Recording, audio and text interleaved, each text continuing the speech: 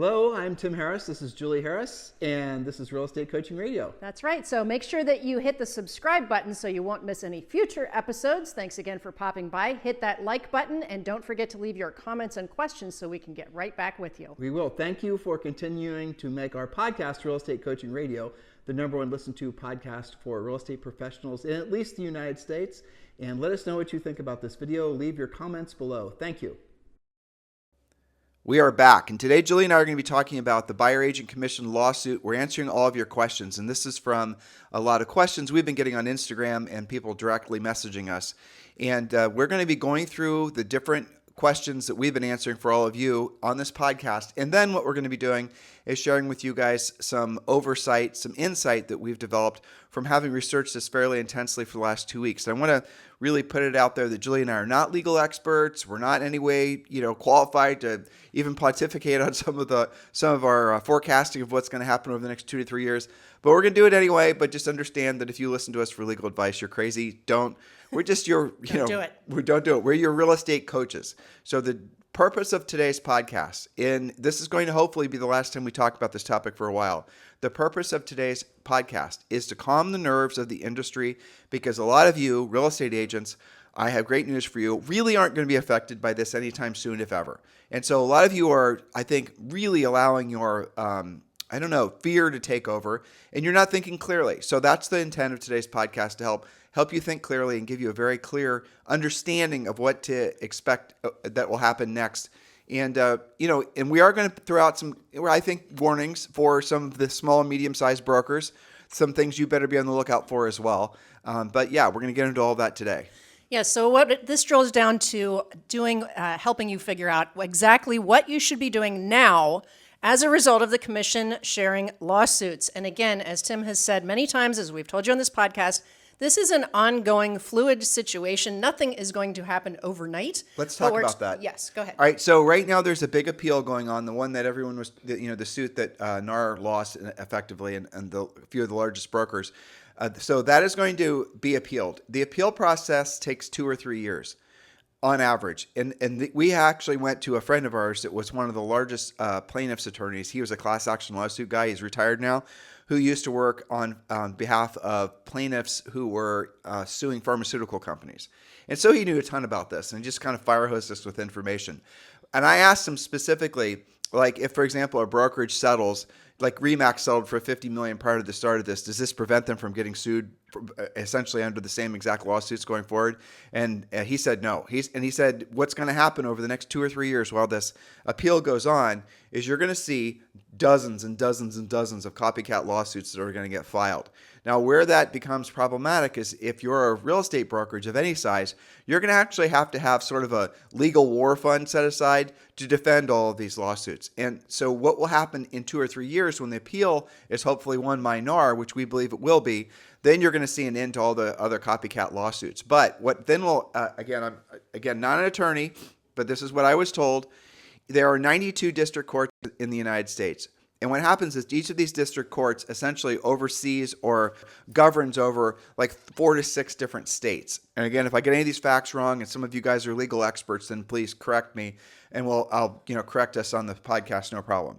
So then what happens is once, for example, NAR wins the appeal, and that, I think it's an appellate court or something, in that particular region, none of those other states, no one can file similar suits in any of the other states. So what's going to have to happen is this is going to have to, the appeal and appeals of the future litigation will have to be victorious in enough of the other I think districts is what our friend told us. Appellate court systems in different states. Yeah. Where, again, if we're not legal experts, but all I'm trying to tell you is there is an end to it that will happen once NAR wins the appeal, and there is a process in place to basically make it so these just don't go on forever and drain the brokerages. But here's where and before Julie gets to her first point, here's where I'm legitimately concerned.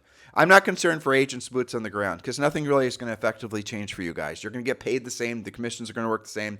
Effectively, there's going to be no noticeable difference. Some of your local MLSs and your brokers might change policies and procedures, but you will learn, you will adapt. So I'm not really worried about you. Who I'm worried about and who I've been speaking to nonstop, if you hear my voice is a little bit frayed, it's because I've been on the phone constantly, are all of the medium and even large brokerages that are out there. Small, medium, and large brokerages. All of you are panicked because you now know your errors and omissions insurance won't cover you on something like this. So you're saying, Tim, will this actually affect me? And the answer is, unfortunately, we believe it will. Why? Because in the next 2 or 3 years, there's going to be more and more plaintiffs' attorneys that are going to file more and more lawsuits. And eventually, they're going to start essentially moving down market from the publicly traded, most, I think, well-heeled brokerages, at least the ones that are publicly traded. And then what they're going to start doing is they're going to start going to the ones that aren't publicly traded, the ones that are privately held.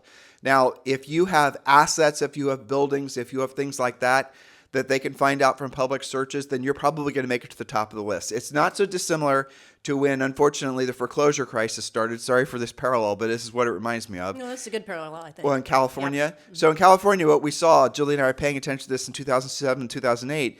If there was a long street with 100 houses and like 25 of them were essentially on their way to becoming foreclosures, the banks were foreclosing on the ones with the most equity first. Makes sense, right? Yeah, and so that's essentially what we think is going to happen with this litigation as well. So if you're a small and medium-sized brokerage, please listen very carefully to today's podcast. And if you'd like to talk directly about what your next natural step should be, I'm giving you permission, encouraging you even to text me directly, 512-758-0206. 512-758-0206. Julie and I do have a pathway forward for you, but frankly, we would prefer to speak with you directly on a private call because some of this stuff is going to require you answering some questions about your financial stability and things like that. But it is a confidential call only with you. That's what I'm saying. And these are important conversations every single one of you should be having right now. All right, so Julie, let's get to your points. Yes, so we're talking about in the immediate term today, what should you, a salesperson, a broker, be actually doing between now and, as you said, the appeal could take years, right? So in the now to the immediate term. Point number 1, commit to using a buyer presentation to 100% of your buyer prospects 100% of the time. In your presentation, you will discuss what the buying process is, what your buyer client can expect from you, what you expect from them, how agency works, and how you'll be paid.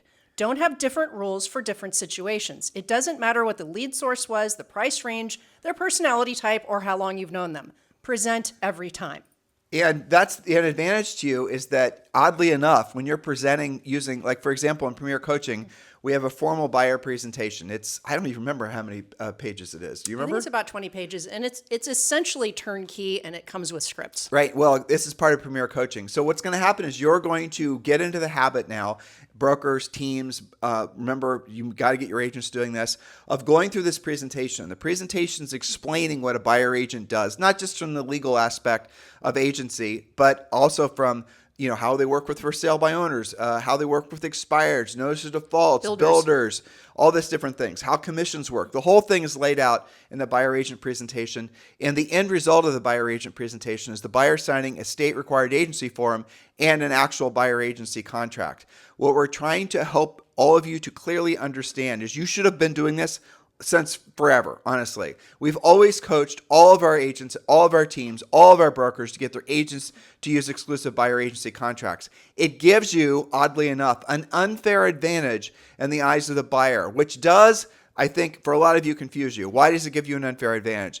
Because you are all of a sudden elevated because you are taking a professional approach, asking for that buyer to make a commitment. And I've got news for you guys. Not in every case, but in most cases, if the buyer's not willing to sign the agency form and the exclusive agency form, they're not really motivated, and that's not someone you should have been spending your time with in the first place. It's basically an extra level of pre-qualification. Exactly. Assuming you make the actual presentation. Now, if you have in the past perhaps tried to get a signature on these forms and you have been unsuccessful, it's probably because you didn't do the presentation in the first place, or you did a poor job at maybe a free presentation you found somewhere. So here's another warning for all of you, and this is for, again, the brokers and teams out there. A lot of you were buying leads or are buying leads from Zillow specifically, your Zillow Flex agents.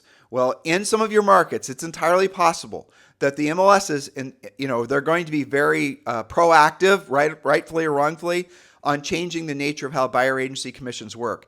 It's possible in your marketplace, effectively in the next 90 days, that the buyer agents are going to have to start asking the buyer to pay for their buyer agent commission. Now, we don't think in most of the country that's going to happen. We think in most of the part of the country it's going to happen just as it always has been, where the seller is going to pay the buyer agent commission. But it's very likely, out of fear, frankly, and out of litigation mitigation, that you're going to see a lot of these MLSs and brokers that are going to start requiring that. In that case, when that happens, are your buyer agents going to be able to explain to the buyer why they're worth the 3%? We're going to talk about that in just a second. Are they going to be able to explain to them, how the various ways that the commissions can actually be paid other than from the seller? And I'm going to guess the answer is going to be no. That's the reason you take all this seriously, and you need to do it urgently. Okay, so point number one, thank you for that. Committing to the buyer presentation, and to your point, they should have been doing this all along, so now is the time to get very serious about it. Again, today we're doing talking points, how to handle all of this stuff. Point number two is always state in your conversations the fact that commissions are now and have always been negotiable. The fees or percentages are set by the broker and their client. The buyer may also be unrepresented if they choose to be. Review what your value proposition is and include past client testimonials. This is talking points. This is you polishing how you speak about this. In our pre-listing pack, in our listing presentation, and all the other things we taught our listing agents how to do, that we have always coached you guys to use what we call the flexible fee commission structure.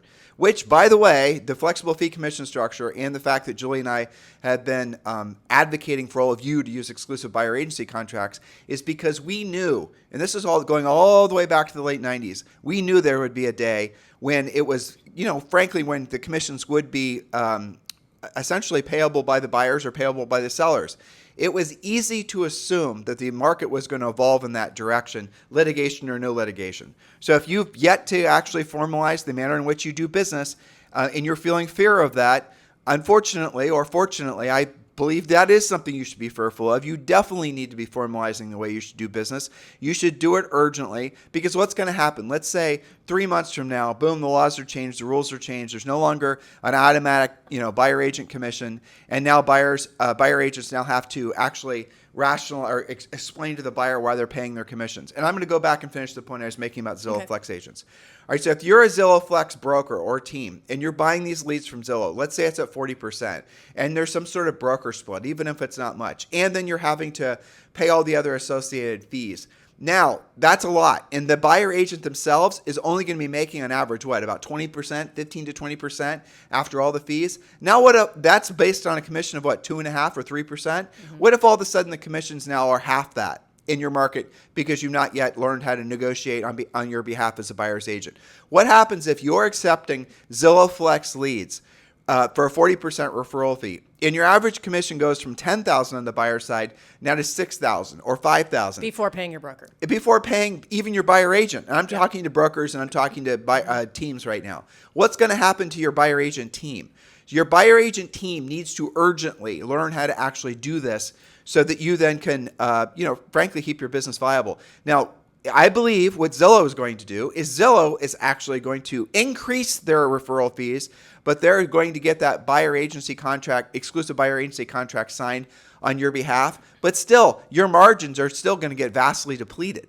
So you're going to have to be weary of what actually is going to happen, whether the appeal is won by NAR or not into the future. It doesn't matter. The marketplace has changed. That's right. And I have read several articles, people talking about the possibility of Zillow doing the pre-qualification. So now they're going to have the lead generation, the pre-qualification, and the signature, which the analogy has been made that turns the agent into an Uber driver and you're just opening doors, which means you're making virtually nothing. But let's be from Zillow's perspective. If they're generating the lead, if they're pre-qualifying the lead, if they're essentially cultivating that lead, if they're essentially getting that lead to the point where they're actually ready to transact, and they're getting an exclusive buyer agency contract signed, they frankly deserve. They have done your job. They have done your job, and all you're doing is the job of the Uber driver. So why don't you instead learn to do what Zillow is doing, and then you can actually make a heck of a lot more money, because they're doing all of that and they're still making hundreds of millions of dollars every quarter. You read their quarterly filings. Yeah. So point number 3, speaking of the buyer presentation, have that buyer presentation as early as possible in the relationship and practice maximum transparency regarding both their choices and your terms. Ask if they understand and what questions they still have before closing for their signature on your state agency form and the exclusive buyer agency agreement. Practice your presentation with a role play partner, a friend, or a past client until you're 100% confident and comfortable. If you try and do it when you sound all nervous and you're not sure what to say and you're not using any scripts, and you try and close and it doesn't work, what's going to happen? What do most agents do? They just give up. So on our buyer agent presentation, the way it is, and we actually used to have 7 buyers agents that would work for us, and they would role play in our old conference room. And what they would do, and this is, you guys do the same thing, it was actually just to stand up like, what would you call it? I mean, like a stand-up presentation, a flip trifold presentation thing, is they would put their talking points on little cards, on the back of the presentation. So the buyer was looking at the front of it where the pretty visual was, but then when you flipped it, you could actually see what the notes were, what they were supposed to say. Your script, essentially. The script in bullet points. So we have already done all the work for you. Don't try to do it yourself. There it is. Oh, by the way, our notes from today are down below, and you can then use these notes for yourself for coaching and training your own office, your own brokerage, your own team, and maybe use some of these points for social as well. And you also will find the link to join Premier Coaching. It is absolutely the next natural step, the imperative step for all of you, especially given what's happening right now in the real estate market. All right, step number 4. When presenting to your seller prospects, be very clear in discussing how offers of compensation are made from a listing broker to a buyer's broker. Be clear about terms and amounts, and always present a seller's net sheet. Buyer's net sheet. We're talking about sellers here, your seller prospects. Sorry. In a listing presentation where you're talking about sharing commissions, you're going to talk about how that works and then show them in a seller's net sheet. Well, it is important, though. You do also, when presenting to buyers, when you're getting them to sign the exclusive buyer agency contract in the agency form, you're also getting them to sign a buyer's net sheet where you're disclosing all the actual fees, just as if you were presenting to a seller. Yes, which leads us, good segue, to point number 5. Know how to present several different scenarios to your buyer clients regarding how you'll actually be compensated through offers of compensation, like we just talked about from the listing standpoint, via the listing broker of the home they wish to purchase, or asking for sellers' concessions if the offer of compensation isn't present on that listing, a combination of both, or simply paying out of pocket if you're not otherwise covered. That's where most agents are going to, freak. When you've presented your value clearly, you shouldn't be freaking out because your client, your prospect, will be happy to sign your agreement. If you present poorly or not at all, then they won't. So that's all in the category of best practices immediately starting today. We're going to move on to a little section called when and how you should discuss, and I would even say if you should discuss at all, the lawsuits and verdicts with your prospects and clients. Now, I didn't originally have this part of my notes, but I have had some coaching clients tell me that some of their current clients are reading the news, they're asking about this, and they wanted to know how to handle it. Before you do, so one of the reasons I think that your last point before we move forward, your point number 5, is buyers, agents, and brokers and teams are all going to be nervous that their competition isn't going to be required the buyers to sign agency forms and they're going to lose buyers as a result. Well, that might be very well the case in the beginning stages, like over the next few months, guys. Frankly, there are going to be a lot of small and medium-sized brokers that are not paying attention to what's going on, that are not listening to this podcast. It does not matter. You've got to do the right, smart thing, and you have to prepare for the market that's coming and the rules and whatnot that are actually going to be changing. So if you do, unfortunately, lose some buyers because Bob, the agent down the street, doesn't require an exclusive buyer's agency contract, you need to just let Bob go because you need to protect yourselves. Better than getting sued over Bob, right? Yeah, exactly. So, there you go. Well put. All right. So talking points. Before we get to that, note to self, don't bring up the lawsuits as a talking point with prospects, clients, or customers unless they ask you to. Don't create an objection where there isn't one. It's a fluid situation that we're going to keep you updated on. Again, Tim has shared his private mobile number for you to text him if you have questions about this. 512-758-0206. That is for those of you who are, frankly, teams, brokers, small or large, that want to talk about the next natural step so that, frankly, you can mitigate a lot of the potential downside risk of what, frankly, all of what's going on right now. Yes, get off of the panic button and onto the text button for Tim. You got to be operating as if it's 6 months or 12 months or 18 months or 36 months in the future. If you're, again, this is me coming off of dozens of calls with people, it feels like at this point, and they're all emotionally they're spinning in a blender at high speed, right? Yeah. You've got to stop and you got to separate the fact from the fiction and realize what a lot of you are doing is you're just, what's called doom scrolling, but you're doom scrolling looking for the latest salacious headline. What's the benefit of you knowing about that? The legal system is going to work like the legal system is going to work. It doesn't necessarily have anything to do with the work you should be doing right now and what you should be preparing yourself for the future. So especially if you're an individual agent, boots on the ground, small team or small brokerage, do not allow yourself to be pulled into this. Now, if you are pulled into some of this, here are the talking points that Julie's prepared for you. Okay, so if and when you get questions, try to keep your conversations short and factual. Here are some talking points. Point number 1. The National Association of Realtors, NAR, has stated that they believe the jury in the Sitzer-Burnett case reached an outcome that is, quote, neither supported by the law nor the facts presented in the case. NAR, as we've said at the top of this podcast and probably through other podcasts, they do plan to appeal. And the appeal process should take months to get resolution. Currently, nothing has changed. Now, you could end your conversation there and move on. But if you need more, point number 2, the trial was concerning a rule which is already quite consumer friendly. Remember, it was portrayed by the plaintiffs to be some, collusion that, we're punishing sellers, but that's not actually the case. The rule that they were referring to applies to local MLSs where listing brokers offer compensation to buyer brokers who have introduced a buyer client who wishes to purchase that listed home. Those offers have always been and are currently negotiable between the listing broker and the seller of the home.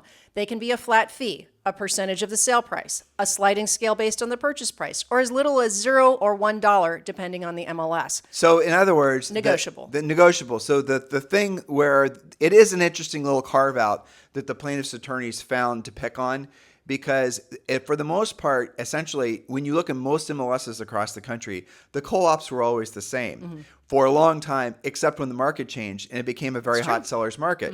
We've seen agents that will co-op, they'll get say a 4 or 5% commission and they'll co-op 1.5 points. That's right. So it's very difficult to, I think, when NAR gets actual, I think, high-level representation, there'll be lots of examples where essentially it's buyer agent commission is exactly where buyer agent commission is not a set, fee that was set by a cabal of brokers in a smoke-filled room with the doors closed. I mean, the buyer agent commission, the way the structure works with the commission structure, has been in place for over 100 years. And you would call that market tested, wouldn't you? Well, exactly. And so you can argue that maybe the sellers were not informed that the buyer agent commission wasn't negotiable, and that's what the plaintiff's attorneys effectively did. But I think through more litigation, we'll discover that that wasn't necessarily the case. I think so too, because there's so many examples. All right. And just for the record, we've never coached you guys ever to say the buyer's agent commission is 3% always, because in our whole commission structure, which is part of our flexible fee thing, it isn't. We have always said forever that you have to make it so that the seller understands and then the commissions are negotiable. And, the fact is that if you are able to show them the ramifications of offering a lower commission versus a higher commission, they then can make their own informed decisions. And that's what we coach you guys to do. That's called skill. All right, number 3, remind the person you're speaking to that agents and brokers are paid $0 until a closing occurs and that closing is based on the written agreement between the buyer and the seller. Many people still believe that your broker pays you some sort of salary or base pay. That was actually a point that NAR sent out last week, reminding people that agents make nothing until a closing happened and the closing was based on a negotiated contract. Or, if you're Redfin, they get paid a salary. Right. Well, and if you're Redfin and you're listening, then, change as necessary. Okay, now, number 4, the way commissions are paid has created an efficient, market-tested, transparent sales environment where sellers often receive more showings and more offers. This is to your previous point, show them the difference, and sell their homes in less time at a higher price than had they not offered buyer broker compensation. Think of some examples of your recent transactions which demonstrate this fact. And if you have some specific testimonials, especially for your most recent closings, you can certainly use that in conversation. Let's use an example just to kind of reframe this for some people that are just sort of working through this emotionally. So Julie and I recently sold a car, and we could have put it up for auction. We could have put it on Bring a Trailer or one of these other auction places ourselves, but we didn't. So we found somebody who also specializes in those types of cars. And I asked him to actually, then he takes it to auction for us. So and we've sold other cars this way too. I just don't have the stomach, frankly, dealing with it myself. It's too nerve-wracking. Sure. But I will use some kind of representative, essentially a listing agent. A broker, right. And so that's what he did.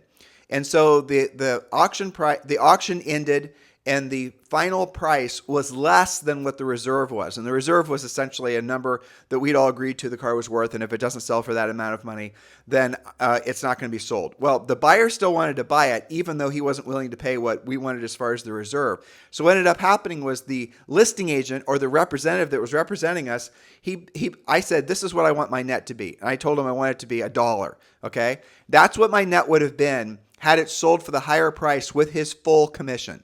He was charging me 7 or 8%.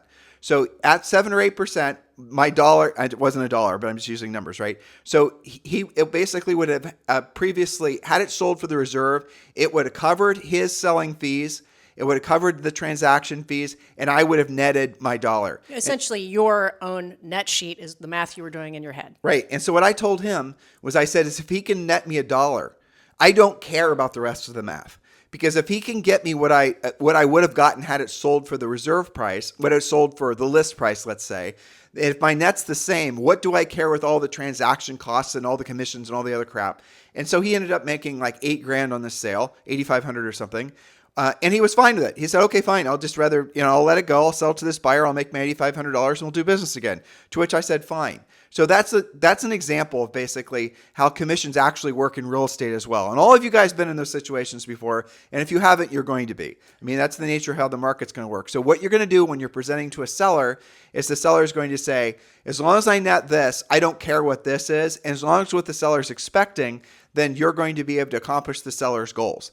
And if the seller ends up having to pay a termite inspection and a radon inspection, if they still do that, or end up, whatever, even a buyer's agent's commission, the seller won't care as long as the seller's net is what the seller wants as far as their net, assuming it's a reasonable expectation, which goes back to skill.